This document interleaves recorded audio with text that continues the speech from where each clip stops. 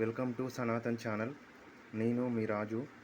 ఈరోజు మనకు తెలియని ఎన్నో ప్రశ్నలను మన పూర్వీకులు అయిన మహర్షులు, ఋషులు, వేదాలు, ఉపనిషత్తులు, గ్రంథాలు, పురాణాలలో వాళ్ళు తెలుసుకొని, అనుభవపూర్వకంగా తెలుసుకొని, పురాణాలు, ఇతిహాసాలు, వేదాలలో లిఖించారు. అవి మనకు వారసత్వంగా వస్తుంది.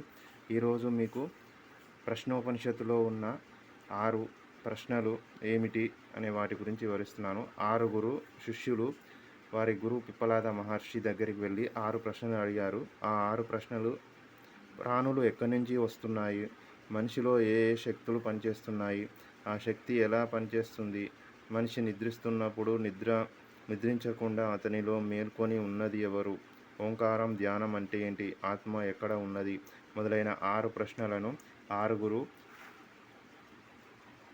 శిష్యులు వారి గురువైన పిప్పలాద మహర్షి దగ్గరికి వెళ్ళి అడిగి తెలుసుకున్నారు. ఆ 6 అడిగిన ప్రశ్నలనే 6 సమాధానాలు చెప్పిన పిప్పలాద మహర్షి వివరాలు ఈ ప్రశ్నోపనిషత్తులో ఉన్నాయి.